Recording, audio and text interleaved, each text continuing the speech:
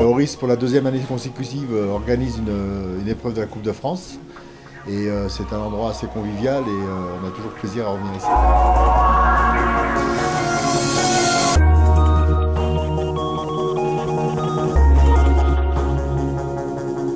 Disons que là en Télémark, on a quand même cette ambiance qui est toujours très festive, très conviviale, très sympa. Donc nous, ça cadre bien avec ce qu'on fait, ce qu'on sait faire.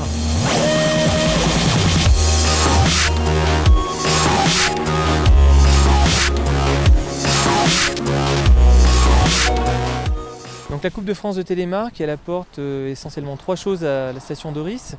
Évidemment, elle entraîne des retombées économiques locales puisque la course se déroule sur 2 jours. Donc les coureurs viennent avec les accompagnants et logent sur la station. Ça permet effectivement d'avoir des retombées médiatiques aussi, TV, radio et presse.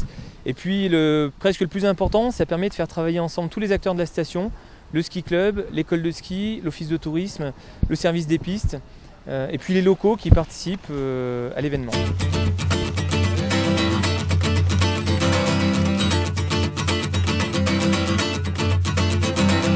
We don't need no education.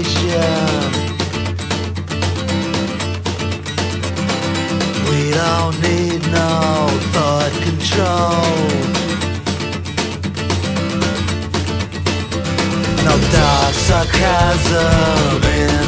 Bonjour, je m'appelle Océane Verbeek et l'ambiance du Télémark c'est vraiment top parce que quand on arrive au ski de fond, il y a tout le monde qui nous encourage et puis on se connaît tous, c'est super sympa, on s'amuse beaucoup et c'est vraiment top, alors venez en faire. Hey, teacher, leave those kids alone.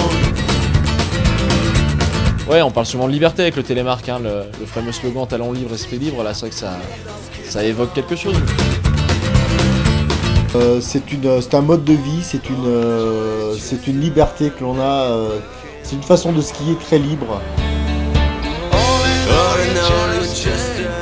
Voilà, nous on vient de Seillac, là dans le Queyras, donc on est venu profiter du soleil d'Oris.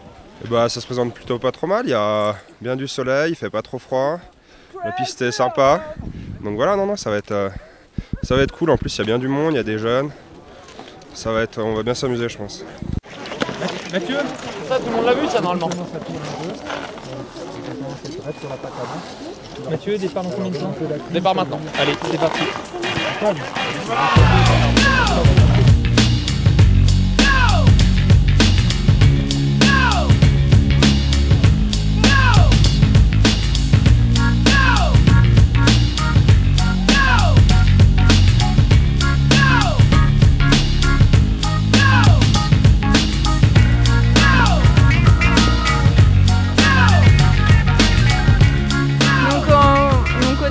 On attaque, on part, il y a quand même un long plat assez vallonné et c'est pas très tournant donc il faut être quand même assez doux sur les appuis.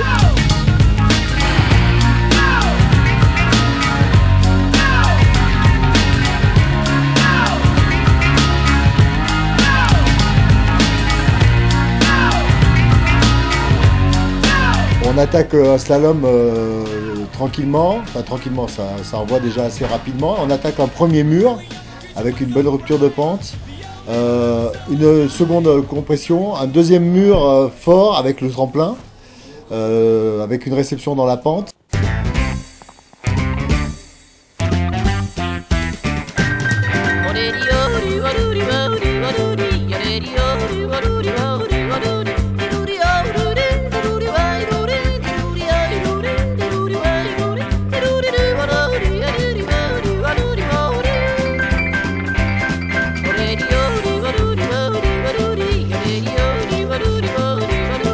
Là, il y a un peu de gaz quand même, donc là les coureurs sont les premiers envoient des sauts entre 15 et 18 mètres.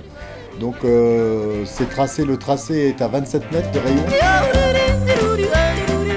Il ne faut pas souper quand on arrive dans la porte. Et on entame directement la partie loom, qui est donc ce grand virage relevé, circulaire, pour entamer la partie skating derrière. Ensuite, après le saut, donc faut bien passer les lignes. Et puis après, il reste 2 portes et le loom pour faire le ski de fond par la suite.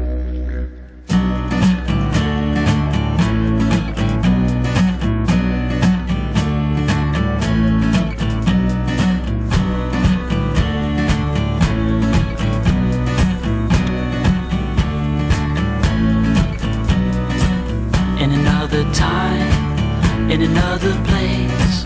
I was losing my mind, I was losing faith.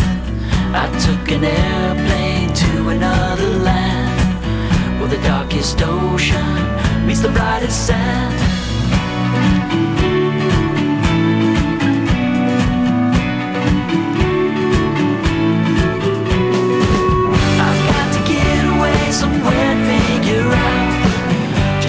Le temps, il est au rendez-vous, comme vous pouvez le voir, c'est magnifique.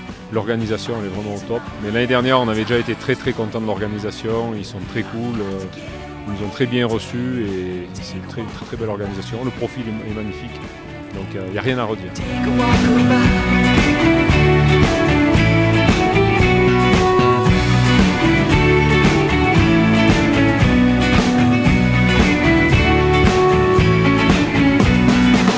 In the western desert I walked a lonely road, looking for salvation I bore a heavy load. I saw an old man with a tattooed face. He waved me over and I heard him say, I've got to get away somewhere big. Puisque sur la flotte marche aujourd'hui en 1:38:40, nous avons Phil Lowe.